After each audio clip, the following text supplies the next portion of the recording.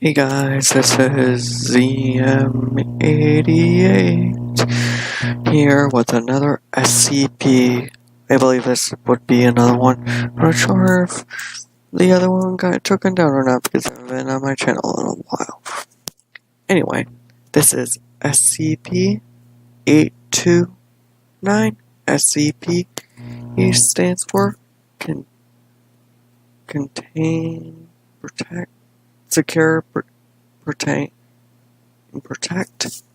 something along the lines of that. Anyway, this is SCP-829. Let's autoplay. In 3, 2. Item hashtag SCP-829. Object class, safe. Special containment procedures. SCP-829 is to be stored in a secured room at Sector 19, in a standard nail polish bottle that is kept locked in a transparent Level 2 security container. This room must be guarded by at least 2 Level 2 security personnel at all times. Security personnel and a spare bottle will accompany SCP-829 whenever it is removed from its containment room. All personnel must undergo psychological examinations before they are allowed to interact with subjects of SCP-829.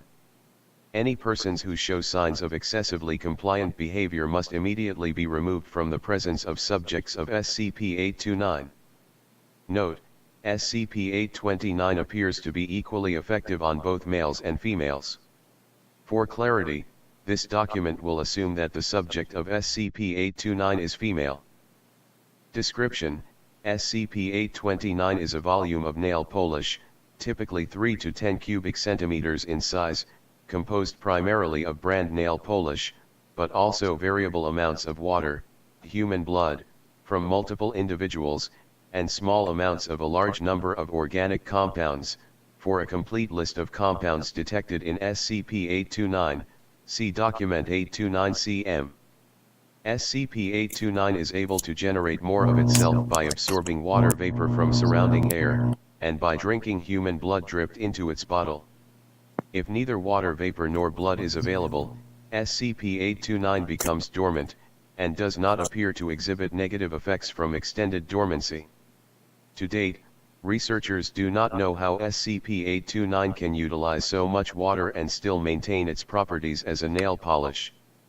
When applied to a human subject's fingernails, SCP-829 affects the subject in several different ways, depending on how much blood SCP-829 has received recently. Subjects affected by SCP-829 follow the same general pattern of behavior. On initial application, the subject will invariably prick herself and feed a bit of her blood to SCP-829. Once SCP-829 has been reapplied, the subject will initiate a sexual relationship with another person, the target.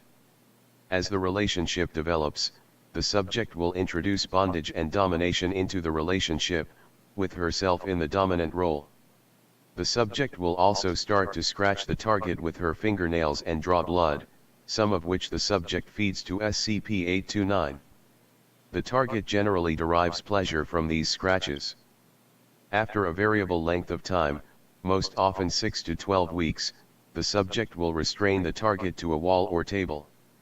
The encounter will begin as usual, but the subject will use her fingernails to slowly and systematically eviscerate the target, while trying to keep the target alive as long as possible. The target will initially continue to derive pleasure from the touch of the subject's fingernails, until the pain and trauma inflicted by the subject on the target overwhelms the pleasure the target has derived from the encounter. The subject will collect a large amount of the target's blood in SCP-829's bottle, often more than should fit. Shortly after the target expires, the subject will start the cycle anew, although the effects of SCP-829 will already be quite strong, making the next relationship much easier to initiate. Once SCP-829 has received sufficient blood from enough different targets, the subject will introduce SCP-829 to her current sexual partner and attempt to apply SCP-829 to the target's fingernails. Willing targets become affected by SCP-829 just as the original subject, unwilling targets data expunged.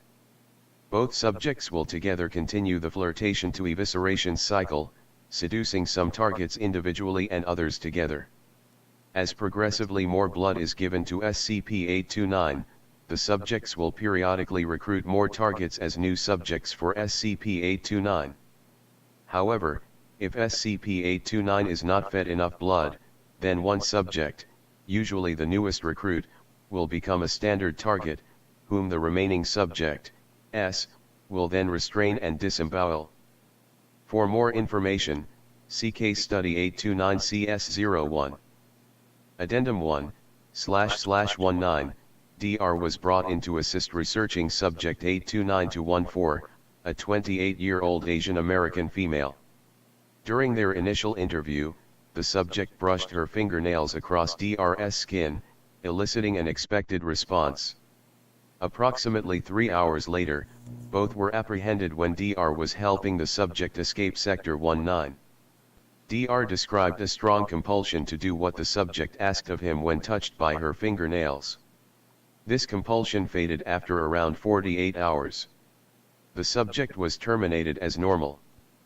Addendum 2//19, due to recent incidents, experimentation of SCP-829 on animals requires Level 4 authorization.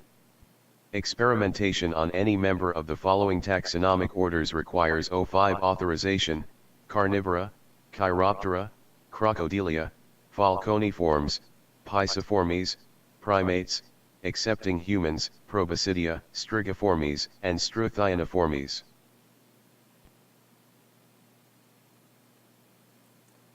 Okay. That was SCP-829. Now, obviously, I listened to this a couple of times before to make sure all the audio and stuff. If it's still messing up, I'm sorry. But, basically what I got from this, it is like nail polish. But this one makes you, want to have blood or some type of liquid, and the nail polish drinks it. And for what purpose? Don't know. And researchers can't figure out how it's still nail polish. At least that's what I got from it. This has been SCP-829. If you have any suggestions on what I should do next, put that in the description and in the comment section. And I will see you guys next time.